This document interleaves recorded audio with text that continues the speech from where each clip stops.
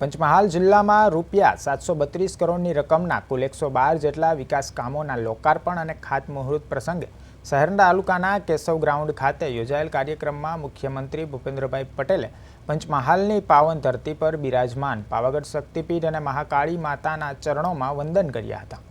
તેમણે વડાપ્રધાન શ્રી નરેન્દ્રભાઈ મોદીના હસ્તે 500 વર્ષ બાદ પાવાગઢ પર થયેલા ધ્વજારોહણે આસ્થા અને વિકાસના સમન્વયનું પ્રતીક છે તેમ જણાવ્યું હતું। વધુમાં તેમણે સંત રંગ અવધૂત મહારાજ ઠક્કર બાપા અને મહાત્મા ગાંધી અંગે સરદાર પટેલના પંચમહાલ સાથેના જોડાણને યાદ કરી આઝાદીની લડતમાં જિલ્લાનો નોંધપાત્ર ફાળો રહ્યો છે તેમ જણાવ્યું હતું। આપણા રાજ્યના યશસ્વી મૃદુ અને મક્કમ મુખ્યમંત્રી શ્રી ભૂપેન્દ્રભાઈ પટેલના હસ્તે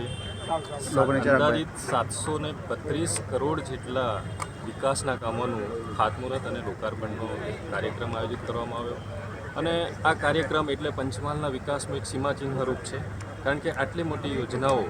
અને આવનારા સમયમાં પણ જે સિંચાઈને લગતી યોજનાઓ છે, સ્વાસ્થ્યને લગતી યોજનાઓ છે, રોડ રસ્તાને લગતી યોજનાઓ છે, એની પણ આજે સાહેબે ખૂબ ઝીણવટભરી છણાવટ કરી અને આવનારા સમયમાં જે પંચમહાલનો પૂર્વ વિસ્તાર કે જે લાંબા સમયથી પાણી માટે એવું કહેવાય કે આતુરતાથી રાહ જોતો હતો,